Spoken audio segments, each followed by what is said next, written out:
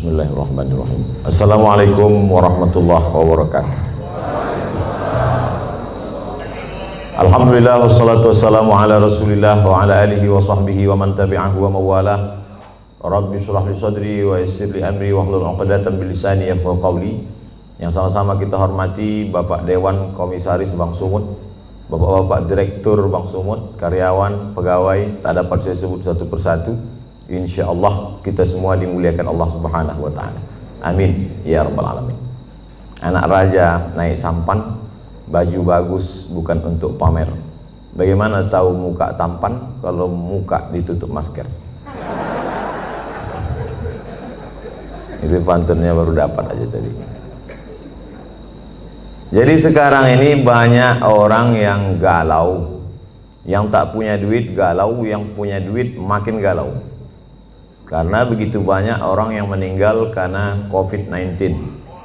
Itu yang datang itu baru COVID-19, belum COVID-20, belum COVID-21. Oleh sebab itu maka menghadapi ini tidak ada cara dan jalan lain kecuali berserah diri kepada Allah Subhanahu wa taala. Kita diajarkan Nabi Muhammad SAW, mau ada COVID walaupun tak ada COVID, keluar dari mulut kita itu sama. La haula wala quwata illa billah. Jadi kita diajarkan itu bukan sejak ada COVID ini saja. Sebelum COVID itu ada muncul, kita sudah berkata bangun pagi, alhamdulillahillazi ahyana, dia yang menghidupkan kami, wa amatana, sebelumnya kami mati, wa ilaihin nusyur, dan kita pun akan kembali kepada dia. Ini menghadapi COVID ini manusia ini terbagi dua, Eka dan Eki, ekstrim kanan, ekstrim kiri. Yang ekstrim kiri tak ada COVID itu, malah ditantangnya, mana COVID itu biar kukunyah-kunyah. Yang satu lagi pula amat sangat ketakutan COVID, semua dicucinya, semua cuci, wali ke rumah semua cuci tangan sampai, saking seringnya cuci tangan sampai nampak contekan waktu SD dulu. Ada yang mengirim gambarnya ke saya. Oleh sebab itu kita Ahlus Sunnah wal Jamaah berpegang wa kadzalika ja'alnakum ummatan wasata. Kami jadikan kalian ini umat yang pertengahan. Tidak terlalu berani kepada COVID karena dia memang penyakit, dia virus, benda itu memang ada. Virus ini ada dari dulu. Virus flu, influenza. Sampai sekarang belum hilang. Maka banyak orang kena influenza. Virus penyakit kuman malaria sampai sekarang masih ada. Jadi yang namanya virus, kuman, bakteri, penyakit itu ada. Ada yang mati, ada yang tak mati. Jadi kemarin kebetulan saya ceramah di rumah sakit, ketemu sama dokter. Kata Pak Dokter, Ustadz Somad, itu sebetulnya kalau kita cuci tangan itu membunuh bakteri. Kalau kita cuci tangan pakai hand sanitizer, pakai sabun, itu membunuh bakteri, Ustadz. Adapun virus tak mati, kata dia. Saya tak pula saya tanya apa beda virus sama bakteri. Nampak kali bodoh kita kan? Masa profesor nanya? Ya, diam aja, saya angguk-anggukkan aja. Jadi Ustadz Somad, itu virus itu cara mematikannya bukan dengan cuci tangan, Pak Ustadz. Saya diam aja, saya dengar terus. Cara mematikannya itu jangan kasih dia makan. Makanan virus itu gula. Maka kalau tak ada gula, mati dia. Jadi bagaimana cara membunuhnya? Kata dia banyak-banyak puasa sunat. Memanglah itu ajaran Nabi Muhammad SAW. Jadi kalau orang yang faham hikmah di balik ini, maka sesungguhnya dia tahu bahwa Nabi Muhammad SAW itu tidak hanya mengajarkan kita doa, tak hanya mengajarkan baca yasin, tahlilan, takziah. Bukan hanya itu, bahkan sampai ke virus, bakteri, pandemi, wabah abad 21 pun sudah diajarkan Nabi sejak 14 abad yang silam. Apa kata Nabi? Iza sami'tum bihi, kalau kau dengar ada suatu wabah terjadi di suatu negeri, la taqdimu ilaihim, jangan kalian datang ke situ. Kalau ada suatu wabah terjadi, sudah ditetapkan bahwa negeri itu zona merah, zona hitam, jangan kau datang ke sana. Wa idza waqa'tum bihi, kalau di kampung halamanmu terjadi suatu wabah pandemi, la takhruju firaram minhu. Kalau kau dengar ada suatu wabah terjadi di suatu negeri, jangan kau datang ke sana. Dan kalau kau berada di suatu negeri terjadi wabah di situ, jangan kau keluar dari kampungmu. Itulah yang dikenal orang sekarang dengan istilah PSBB, lockdown, social distancing. Bahkan kemudian beberapa negeri kota sampai dikepung, tak boleh keluar, polisi tentara dikerahkan. Sudah diajarkan Nabi SAW 14 abad yang lalu. Bagi yang belum kena, amalkan ini. Bagi yang sudah kena, mati dia. Nabi mengeluarkan statement sabda. Apa kata Nabi? Al-mat'unu syahid. Orang yang mati kena penyakit wabah, syahid, maka matinya mati syahid. Orang yang mati syahid itu selamat dari 4. Tak merasakan sakratul maut, tak merasakan azab kubur, tak merasakan hisab, langsung masuk surga.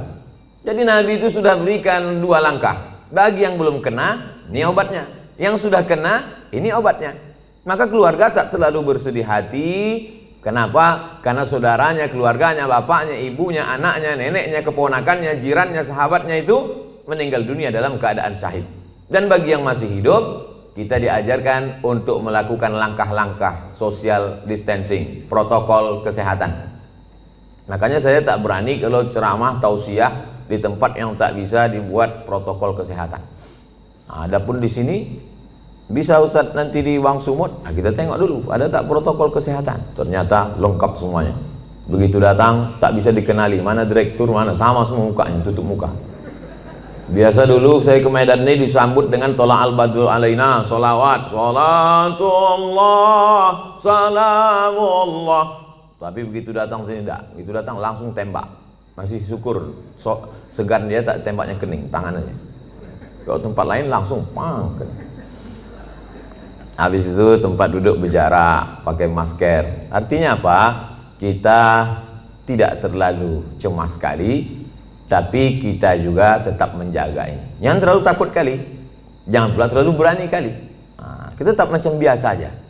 Coba kalau kita terlalu cemas, terlalu takut, terlalu ngeri, iman kita jatuh, imun kita turun, di situ dia masuk. Jadi agak beranikan sedikit, biar jangan apa kali COVID itu. Begitu kalau orang Medan. Kalau orang Jakarta kan kalau ada AC mati kan dibilangnya, lu tolong hidupin tuh AC biar agak dinginan dikit. Kalau orang Medan enggak, apa tolong kau hidupkan apa itu biar jangan apa kali.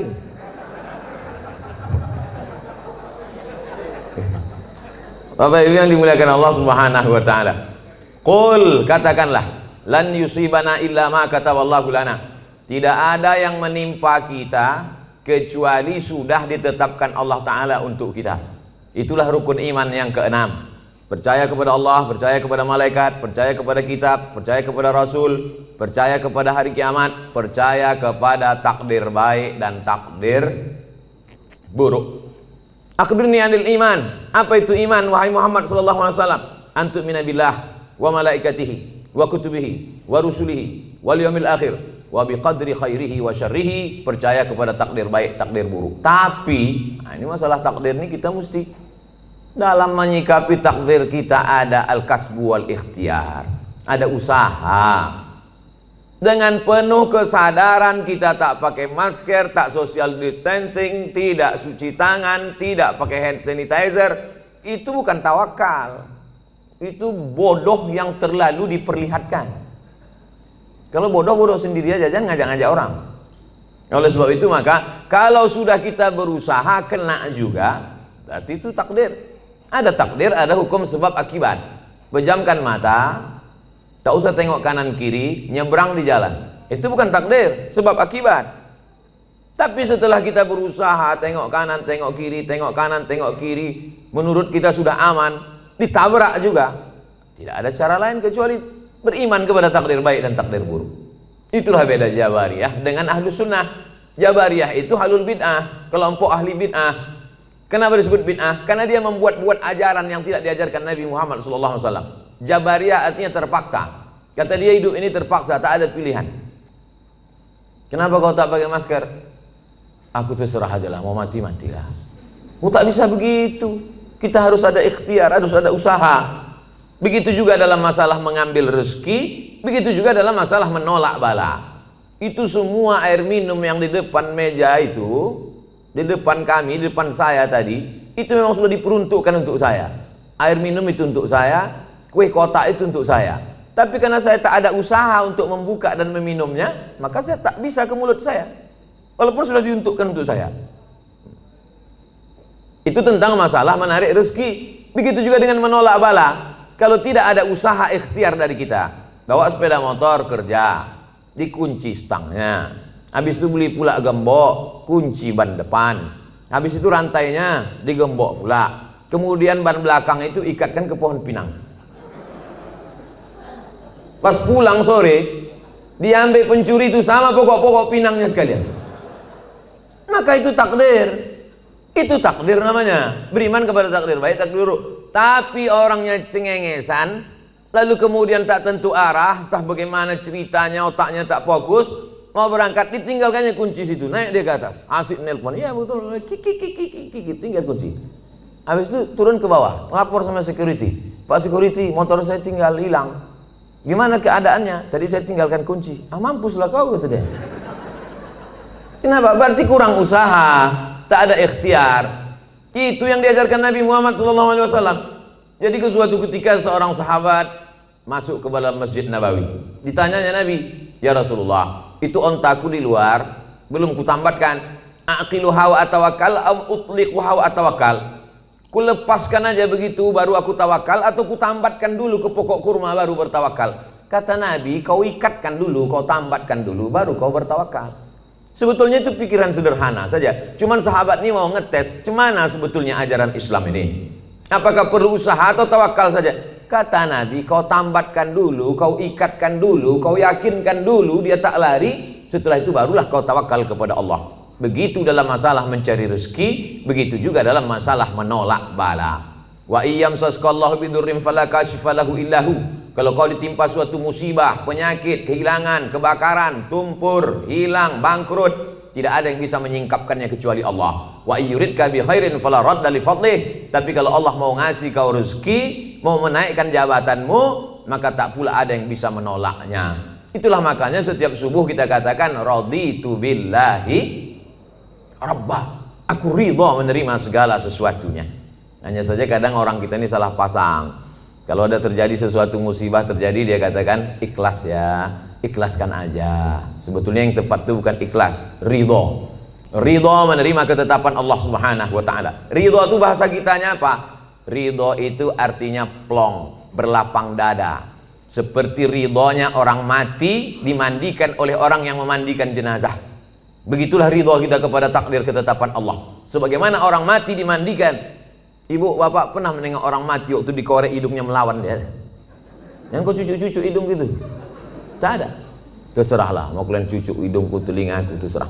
Makanya waktu kita masih hidup ini baik-baik sama orang. Nanti balik dari sini cari di RT RW itu siapa yang memandikan jenazah, baik-baik sama dia. Kalau kita sombong-sombong sekarang, pas kita mati nanti disemprotnya pakai dorsmir.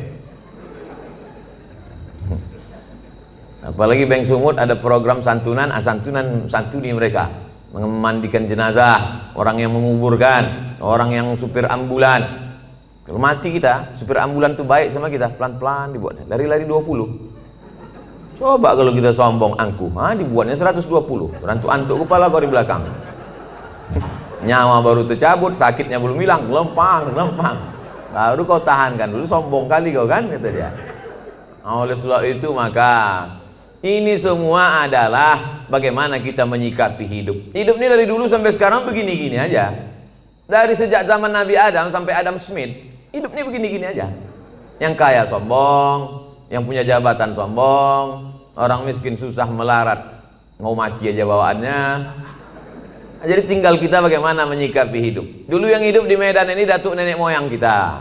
Habis masa mereka datanglah masa ayah emak kita. Habis masa mereka sekarang masa kita. Ini sedang hijau-hijaunya ini. Ibarat baru bertunas hijau, berbatang, mekar, berputih, berbuah, kuning, layu, mati. Yang di hadapan saya ini hijau-hijau semua. Maskernya maksudnya. Sampai masanya kita akan menguning dan layu. Saya ini agak kuning sedikit. Habis itu tak lama ini layu dan mati. Kemudian datang masa anak kita. Hidup ini singkat Bapak Ibu. Tapi kalau salah kita menyikapi hidup, penyesalannya luar biasa.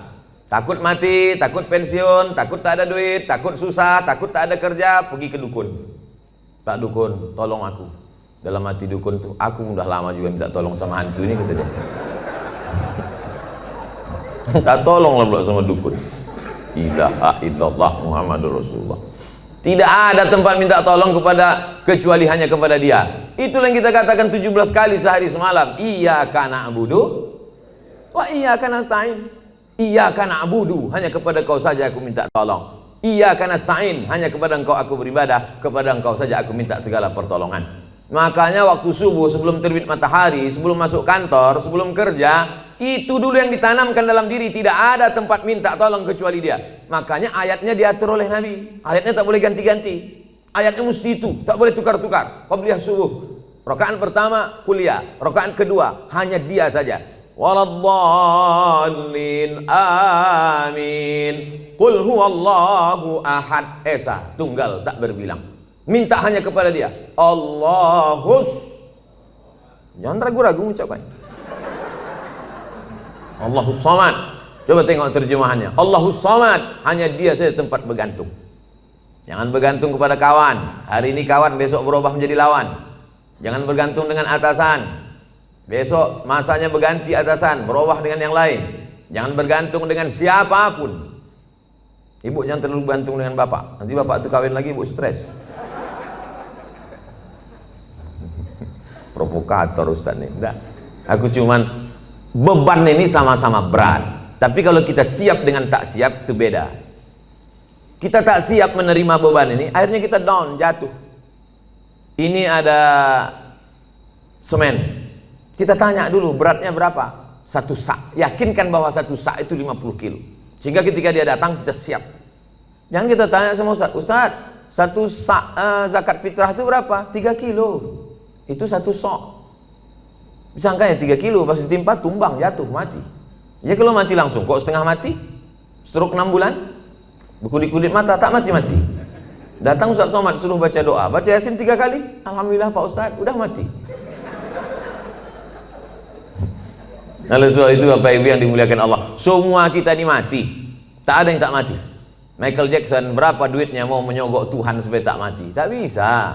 Dibuatkannya sudah 1 kapsul supaya dia masuk ke dalam, supaya malaikat maut tak masuk ke dalam. Sudah disebutkan Allah dalam Quran, aina ma takunu yudrikumul maut. Dimanapun kau berada, kematian akan datang menjumpai kamu. Bukan kita mencari mati itu. Mati itu datang menjumpai kita. Coba tengok bunyi ayatnya. Yudrikumul maut, mati itu datang menjumpai kamu. Jadi kalau ada orang hari ini petantang-petantang, mana mati itu? Sini, sini. Sabar aja kau. Kalau memang udah datang, nanti tak usah kau panggil, datang juga dia. Yudrikumul mautu, kematian datang menjumpai kamu, walau kuntum fi burujim musyayyadah, walaupun kau berada di tempat peti yang kokoh. Karena dulu orang kafir musyrik jahiliyah itu dipakunya kotak, masuk dia ke dalam, ditanya sama kawannya, kenapa kau dalam? Mudah-mudahan malaikat maut tak bisa masuk ke sini. Aina ma takunu, dimanapun kau berada. Mati jangan dicari. Mati tak perlu kita cari, tapi kita bersiap apa yang akan kita bawa untuk mati menghadap Allah Subhanahu wa taala. Lan tamuta nafsun qabla an tastakmila rizqaha wa ajalaha. Orang tidak akan mati sebelum 2 penuh. Rezekinya penuh, ajalnya penuh. Asal sudah penuh, jalan. Kita ini macam truk. Selama belum penuh, berhenti dia. Asal sudah penuh, jalan. Abdul Somad belum penuh lagi. Bapak-bapak di depan sama ibu ini pun nampaknya belum lagi penuh. Asal sudah penuh. Makanya wafat itu artinya penuh. Wafat artinya penuh. Kemana si Anu? Udah penuh Pak Ustaz, udah jalan duluan. Nanti kalau nampak kawan macam-macam dia, tak sholat dia, tak zikir dia, tak sedekah dia, kasih tahu sama dia. Ku tengok kau udah agak-agak penuh ini. Bapak Ibu yang dimuliakan Allah Subhanahu wa taala. Ustaz takut tak mati itu? Saya tidak takut kali. Cuma agak takut juga sedikit. Semua hidupnya sudah saya rasakan. Disambut oleh orang-orang besar, hebat-hebat, sultan-sultan, raja-raja, udah menteri-menteri, udah. Disambut pula sampai ke hutan belantara, sampai tak ditegur orang, sudah. Masuk saya ke dalam hutan-hutan, satu pun tak ada menegur, tak ada yang kenal. Jalan saya cuek aja dia. Bapak, kata saya, kata dia. Pernah, macam-macam. Ceramah diundang orang pakai mobil mewah, pernah. Ceramah diundang pakai mobil sayur, pernah juga. Kalau pakai mobil mewah itu kita dijemput orang, buka kan kacanya, jalan ya. Begitu sebut pakai mobil sayur, baru gini mati mesin.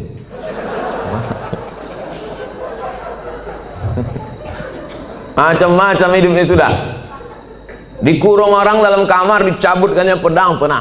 Mana itu Abdul Somad, anti kebinekaan, mau kubunuh dia, mana katanya. Garangnya luar biasa. 3 bulan sesudah itu dikirimkan video, dikerangkeng dalam penjara.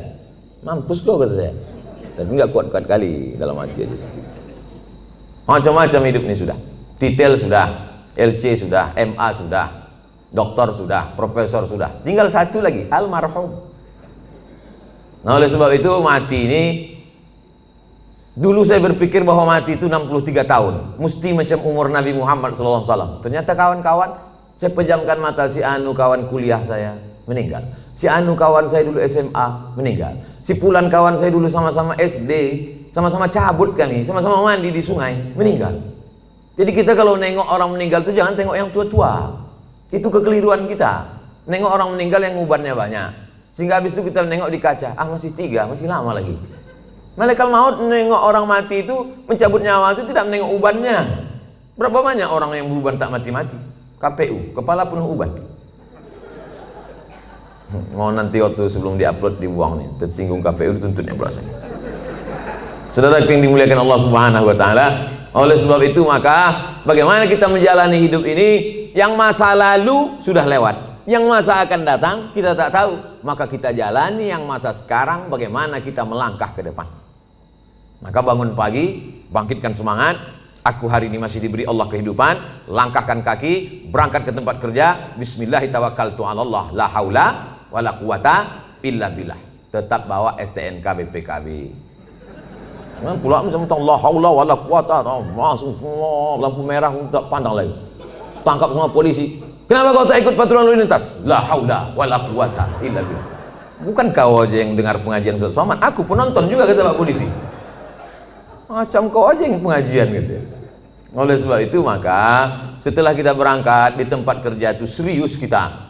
Kenapa? Karena kita mencari rezeki yang halal untuk makan, keluarga, anak, sekolah. Mudah-mudahan anak-anak kita ini menjadi anak yang soleh dan solihah. Berdoa dia tengah malam waktu kita mati. Bangun dia jam 2 malam, tahajud di bentangnya sajadah. Apa kata dia? Rabbi firli wali walidayya warhamhuma kama rabbayani shaghira. Mengalir ke makam kita macam tetesan embun di tengah gurun pasir yang panas. Lapang alam barzah kita, terang kubur kita. Bagi yang belum punya anak, mudah-mudahan diberikan Allah anak soleh soleh. Ustaz Somad doakan saya punya anak Pak Ustaz. Insya Allah. Berapa umur kau sudah? 40. Kenapa kau belum punya anak? Belum nikah Pak Ustaz. Ilaha illallah. Oleh sebab itu ada usaha dan ikhtiar. Anak-anak itu masukkan dia ke TK Quran, SD Quran, TK Quran, insya Allah. Masukkan dia ke TK Quran. Anak saya masuk TK Quran, tamat TK Quran, hafal juz 30. Coba baca, dah sampai mana tadi yang di sekolah tadi diajarkan ibu guru? Dibacanya lah. Amma yatasaalun 'anin naba'il 'azim alladzi hum fihi mukhtalifun. Kalla saya'lamun, summa kalla saya'lamun. Menetes air mata kita, karena di mata kita anak itu tak pernah besar. Kita tetaplah menengok dia ketika tapak kaki najwa jari, panjangnya sejengkal. Tiba-tiba bisa dia hafal amma yatasaalun. Netes air mata kita. Masukkan dia ke TK Quran. Supaya jangan lagu-lagu itu yang dinyanyikannya. Topi saya bulat, bulat topi saya. Kalau tidak bulat, bukan omak saya kan. Usahlah lagi yang nyanyi ini juga lagi. Mulailah TK Quran, lalu kemudian masuk SD Quran. Ada terbuat situ iklan. Masukkan anak anda SD Quran, 1 tahun setengah juz, tamat dia 6 tahun 3 juz. TK 1 juz, SD 3 juz, udah 4 juz. Cukuplah itu sudah. Nanti masuk pula SMP Quran. Aku tak tahan anak di pesantren Pak Ustaz. Paham saya, orang Medan tak bisa berpisah dengan anak rindu. Anak pagi mau makan lontong sayur, ayam penyet, ayam patah, ayam mati. Tak tahan masukkan ke pesantren, masukkan boarding school. Pagi sebelum berangkat kerja, letakkan dia. Belajar kau di sini anak, letakkan dia jam 7 pagi. Kita pun berangkatlah lanjut. Jam 8 sampai karena macet dan semacamnya. Lalu nanti sore pulang jam 4, jam 5 jemput dia balik ke rumah. Tahan Pak Ustadz boarding school, antarkan dia ke sana. cari ini. Ada di daerah Tembung, ada di daerah Kutalimbaru, dulu tempat saya sekolah di Darul Arafah, ada pula di daerah, banyak keliling Medan ini. Masukkan dia, sebulan sekali jenguk. Saya Pak Ustadz tak tahan, anak saya ini 3 kali sehari saya jenguk. Makan pagi, makan siang, makan malam. Memanglah berat berpisah. Sayang sama anak ini bukan kita letakkan di celak ketiak. Sayang sama dia, kita tinggalkan dia demi masa depan dia. Siapa yang bisa menjamin, menjaga dia? Siapa yang bisa diantara bapak ibu ini menjaga anak-anak kita bebas dari narkoba, bebas dari sabu, bebas dari cabut? Siapa yang bisa menjamin anak-anak kita ini cabut? Tak ada yang bisa menjamin. Kita pun dulu cabut. Saya dulu sekolah di Sisingamangaraja, Unifa, Muallimin. Pernah juga cabut ke Deli Plaza, ke Medan Plaza. Makanya waktu lewat di Medan ini saya cari manalah tempat cabut dulu, hilang udah semua. Pernah, cuma tak sering-sering kali. Saya sebetulnya tak jahat, kawan-kawannya aja. Begitu hebatnya pengaruh kawan terhadap anak-anak kita. Dan kita tak bisa kontrol kawan dia, karena pergaulan ini luar biasa. Itu mempengaruhi pola pikir. Tapi kalau kita tinggalkan dari pondok pesantren, maka insya Allah benteng terakhir. Bapak ibunya sudah selamat insya Allah. Tapi ini generasi kita ini kalau tidak kita selamatkan, kita carikan dia rezeki yang halal. Melangkahkan kaki dari rumah, aku meninggalkan semuanya ini wahai anakku adalah untuk mencarikan nafkah engkau yang halal, supaya kau jadi orang, supaya kau jangan jadi hantu setan, supaya kau nanti selesai kuliah, supaya kau menjadi berbakti kepada negara, bangsa, agama, orang tua.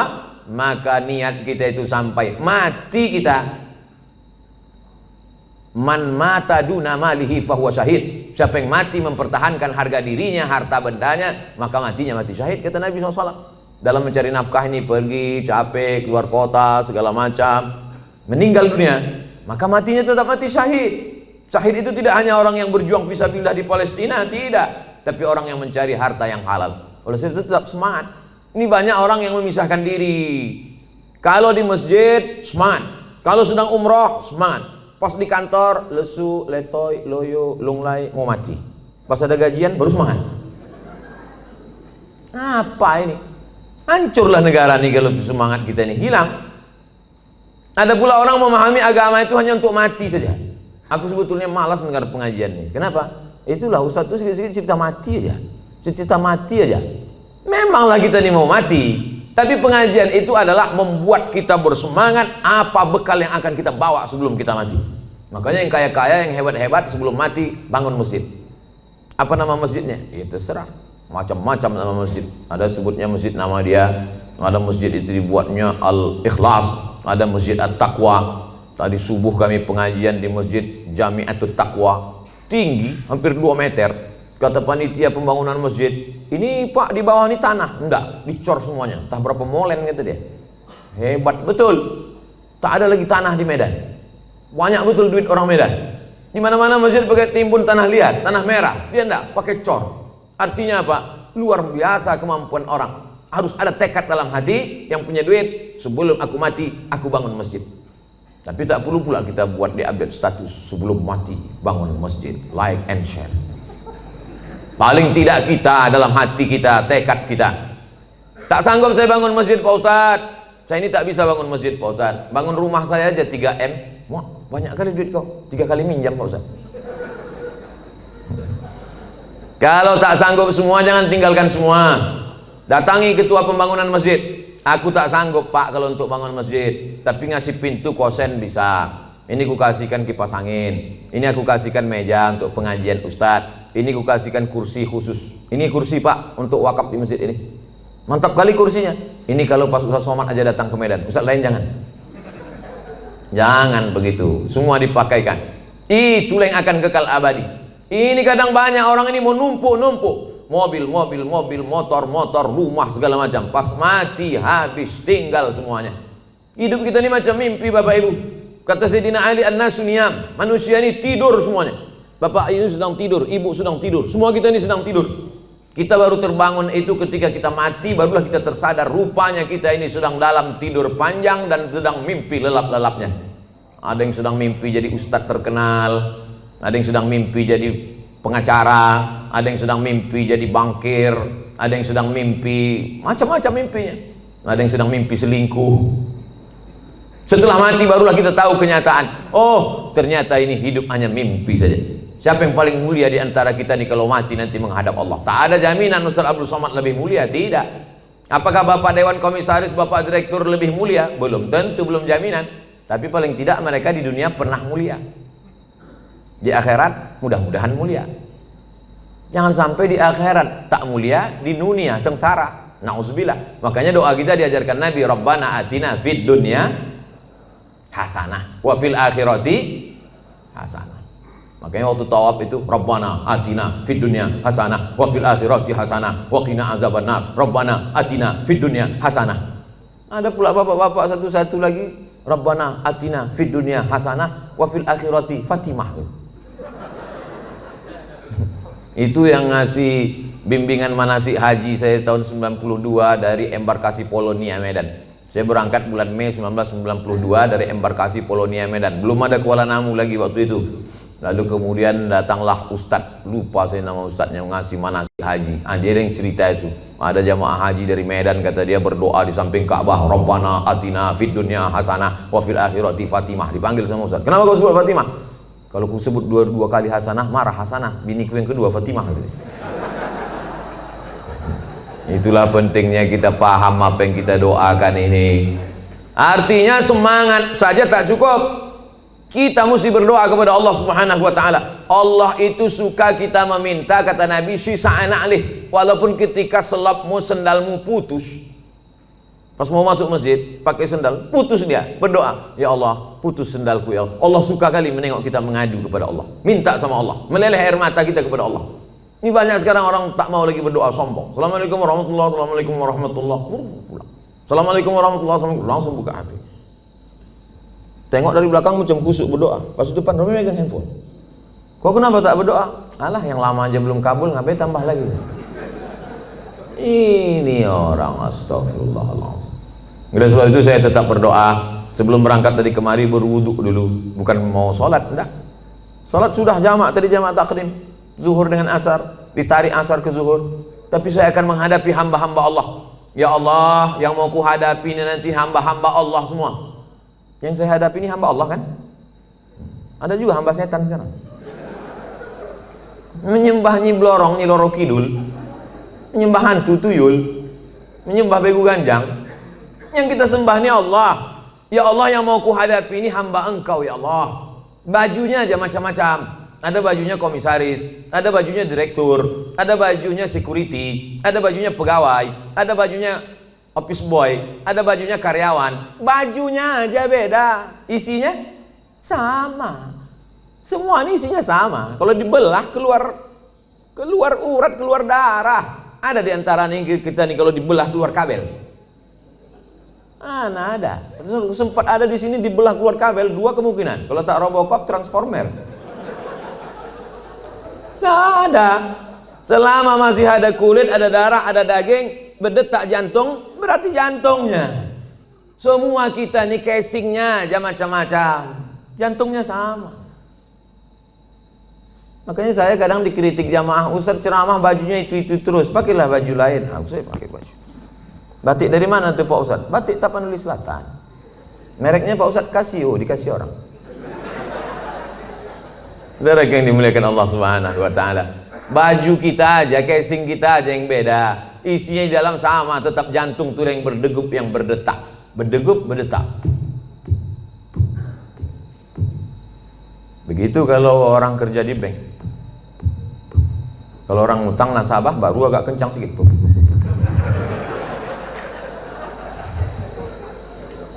Ini kan yang di depan saya ini banyak-banyak semua duitnya.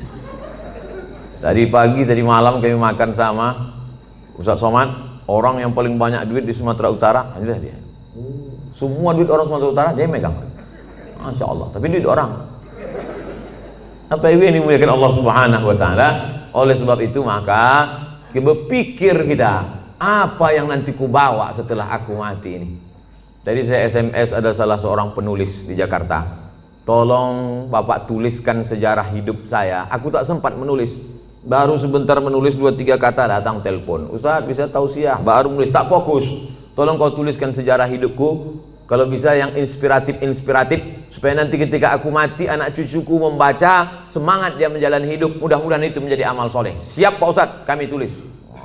Nanti kalau udah siap kita adakan bedah buku di Islamic Book Fair di Jakarta. Jangan lupa subscribe, like, and share. Saudara yang dimuliakan Allah Subhanahu wa taala. Jadi apa yang bisa kita tinggalkan setelah kematian? Kami tadi pagi melewati Old Town, kota tua. Wah, bagaimana Medan tahun 1800, 120 tahun yang lalu. Ini gedung ini kota tua ini. 100 tahun yang lalu disitulah orang-orang kaya, disitulah datuk-datuk, disitulah sultan-sultan, disitulah Belanda-Belanda, disitulah orang-orang hebat. Hari ini hanya tinggal sarang laba-laba, rumah tinggal, rumah tua. 100 tahun yang lalu. Begitu juga dengan 100 tahun yang akan datang. Kalau tak kiamat dunia ini, kita hanya tinggal kenangan saja. Yang kaya sekarang akan mati, yang hebat punya jabatan akan menghadap Allah Subhanahu wa taala. Oleh sebab itu, yang pertama, bangkitkan semangat kerja. Anak-anak kita didik, dia pula akan mendidik anak dia akan mendidik cucu cicit dia, maka kita mati, mereka tetap mengirimkan doa kepada kita. Kalau kita ajarkan doa dikirimnya. Kita ajarkan lagu lah dikirimnya. Meninggal kita, tak pernah kita ajarkan doa. Datanglah dia dengan anaknya, dengan istrinya, dengan menantu kita, semuanya pakai baju hitam semuanya. Baju hitam, celana hitam, kerudung hitam, topi hitam, kacamata hitam. Dibuatnya tulisan, kunjungan Men in Black. Tapi kalau kita ajarkan dia Bismillahirrahmanirrahim, Yasin wal Qur'anil Hakim, innaka laminal mursalin ala siratim mustaqim, tanzilal azizir rahim, iqra'uha ala mautakum. Kalau kamu ziarah, bacakan itu, ziarah kubur. Payah Pak Ustadz, bawa Yasin nih payah. Kan ada Play Store. Tulislah di situ Quran digital. Enter. Sekarang jangan. Tak ada signal sekarang. Ada Play Store, download Quran digital. Buka surat 36 Yasin, baca.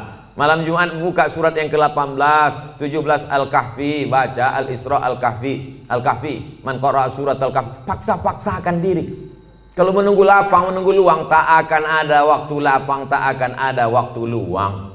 Nantilah Pak Ustadz, udah agak-agak besar anak sedikit, nanti waktu lapang luang baru saya baca Quran. Tak ada. Sempat-sempatkan diri dari sekarang.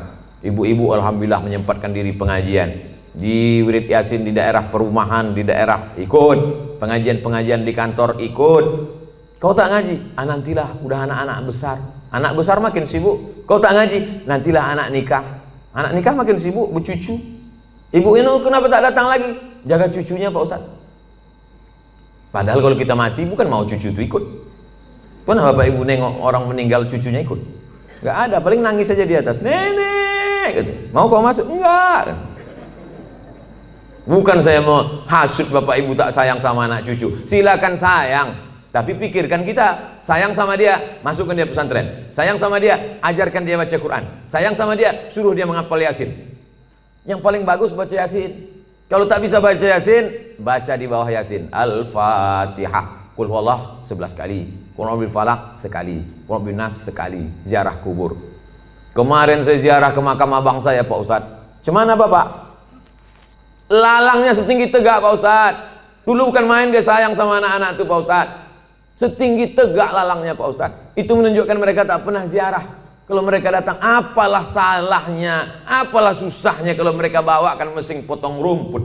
Padahal dulu waktu hidup almarhum itu dikasihnya rumah, dikasihnya mobil, dikasihnya kebun. Setelah dia meninggal, mesin potong rumput pun tak terbawakan orang tuh Pak Ustadz. Jadi Bapak kemarin ziarah ke abang apa Bapak tuh segitu tinggi lalang? Iya Pak Ustadz. Berarti selama ini Bapak tak ziarah juga? Saudara kandung pun tak ingat, anak kandung pun tak ingat.